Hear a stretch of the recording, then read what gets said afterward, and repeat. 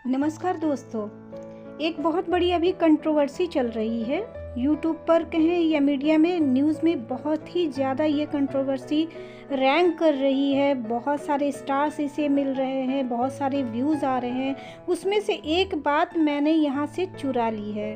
वो बात ये मैंने चुराई है कि किसी बड़े इंसान ने एक बात कही कि अंधे को क्या सूरज दिखाना, अंधे को क्या सूरज दिखाना।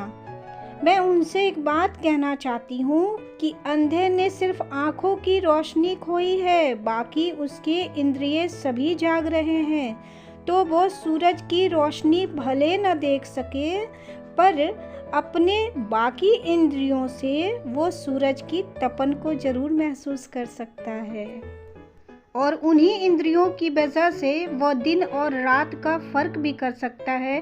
कब दोपहर हुई, कब सुबह हुई और कब शाम हुई, वो भी ये पता कर लेता है। जबकि उसकी आंखें नहीं होती है, पर उसके जो ज्ञान की आंखें हैं, उसके लिए नज़रों की ज़रूरत नहीं होती, उसके लिए मस्तिष्क की ज़रूरत होती है।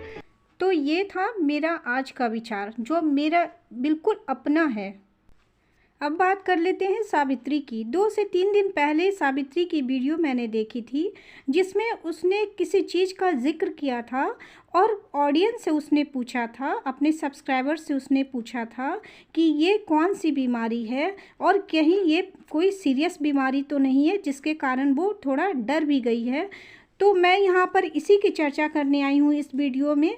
तो आप लोग प्लीज़ कंटिन्यू रहिएगा, क्योंकि ये जो समस्या है वो बहुत सारे लोगों को होती है और बहुत सारे लोग इसकी सही जानकारी नहीं रहने के कारण बहुत सारी गलतियाँ करते जाते हैं, जो कि आगे चलकर ये एक बड़ी बीमारी का रूप ले लेती है। तो प्लीज़ मेरे वीडियो में कंटिन्यू रहिएगा। मैं बहुत सारी ऐसी बातें बताने वाली हूँ जिससे कि आप लोग के अंदर भी इस चीज़ को लेकर अवेयरनेस आएगी और आप लोग भी बहुत सारी बातें जान पाएंगे। नारायण जी जब रात को सोते हैं तो खर्राटों की आवाज़ आती है और साथ ही उनकी सांसें थोड़ी थोड़ी देर के लिए रुक भी जाती है, जिसके कारण सावित्री बहुत डर गई है और उसने हम सबसे पूछा है कि ये क्या है। देखिए, खर्राटे लेना एक आम समस्या है, पर ये कभी कभी ज़्यादा सीरियस हो जाए तो इसका कारण ऑब्स्ट्रक्टिव स्लीप एपनिया हो सकता है, जिसे हम लोग OSA भी कहते हैं। यह एक ऐसा स्लीप या ब्रीदिंग डिसऑर्डर है जिसका समय रहते इलाज ना कराया जाए तो यह एक बड़ी बीमारी बन सकती है।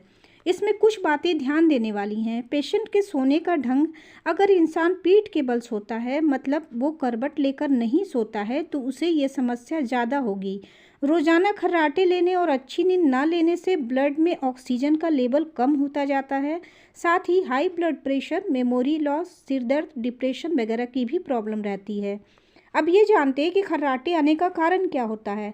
तो इसका कारण सिंपल सा है, साइनस के कारण हो सकता है, या अधिक वजन है इसके कारण, या पीठ के बल अगर कोई सो रहा है, या फिर ज़्यादा थका हुआ है, या डिप्रेशन में है, सर्दी में है, या एलर्जी के कारण है, या फिर कोई अल्कोहल का वो सेवन करता है।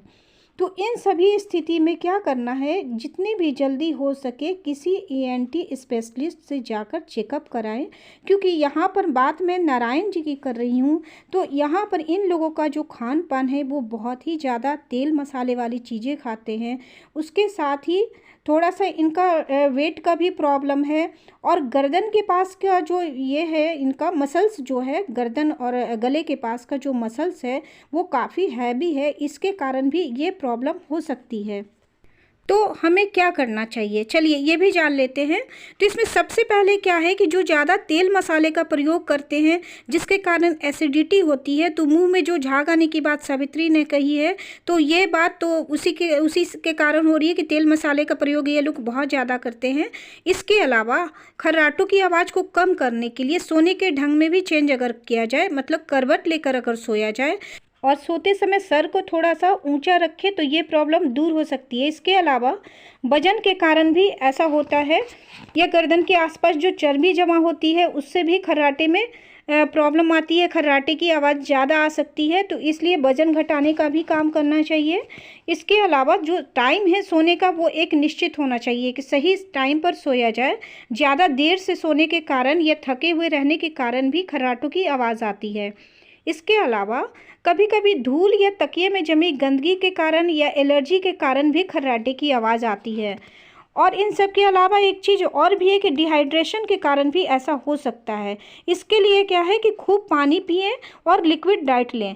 पर इन सब के अलावा भी डॉक्टर से ज़रूर मिलना चाहिए। और सावित्री को अगर डर है किसी बात का तो उसे ज़रूर किसी ENT स्पेशलिस्ट से मिलकर ये बातें दिखा लेनी चाहिए और बीमारी आगे बढ़े इससे पहले ही रोक ले, क्योंकि अभी तो हम लोग जानते नहीं हैं कि वो किस टाइप का क्या हो रहा है वहाँ पर।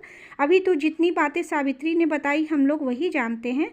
तो अगर सावित्री मेरी वीडियो को देखती है तो प्लीज़ तुम्हें जितना मंदिर भी जाना है तो वहाँ भी जाओ, लेकिन डॉक्टर के यहाँ भी जाओ, सभी जगह जाओ। क्योंकि देखो स्वास्थ्य अच्छा रहेगा तभी धर्म भी सही लगता है और पूजा पाठ भी सही लगता है। तो पहले अपने अपने स्वास्थ्य के तुम लोगों को तो रूटीन चेकअप भी कराना चाहिए, लेकिन तुम लोग नहीं जाते हो। लेकिन तुम लोगों को जाना चाहिए, डॉक्टर को दिखाना भी चाहिए। दोस्तों, हम सभी ये चाहते हैं कि सावित्री इसी तरह हंसती मुस्कुराती रहे और अपने परिवार को साथ लेकर आगे बढ़ती रहे। तो मेरी ये वीडियो आप लोगों को कैसी लगी प्लीज़ बताना ज़रूर। और सावित्री अगर मेरी वीडियो देख रही हो तो प्लीज़ मेरी बातों को मानना ज़रूर, जाके डॉक्टर को ज़रूर दिखलाना। और हम सभी तुम्हारा भला चाहते हैं। तो चलिए मैं मिलती हूँ फिर नए वीडियो में, तब तक के लिए बाय बाय।